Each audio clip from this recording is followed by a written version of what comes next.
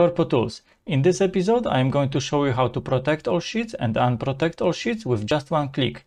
So normally, if you want to protect all sheets in your file, you have to go to Review tab and click Protect Sheet for each sheet individually. With My Macros, you can protect all sheets with one click. So there are two buttons, Protect All Sheets and Unprotect All Sheets. When we click on Protect All Sheets, we are going to be asked for the password. You can type 123, for example. OK. And now all sheets in the file are protected. So if I try to type, nothing happens. Let's now unprotect all sheets. So I'm going to click Unprotect All Sheets button. Password 123. OK. And all sheets are unprotected. I can type and Excel allows me to do that.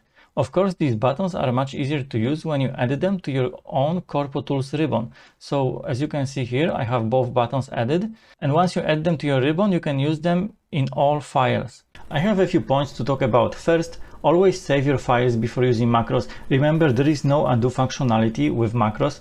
All the changes to your data are permanent. Second, Corpo Tools are free to use. Make sure you always download Corpo Tools from the link provided below video. Don't take it from your friend, don't take it from your coworker. Always get it from the link provided below video. Also, if you like my work and if it makes your life easier, please consider a donation, and the donation will be greatly appreciated. The link to donation is provided below the video and at the top of every sheet. For those people who donate at least 10 Canadian dollars, there is a bonus. I will send you an email with a link to a version of this tool without pop-up confirmation messages and link to a video explaining how to add buttons to your ribbon. So when you look at the top of my screen, there is a ribbon, Corpo Tools, and I put 3 buttons on it.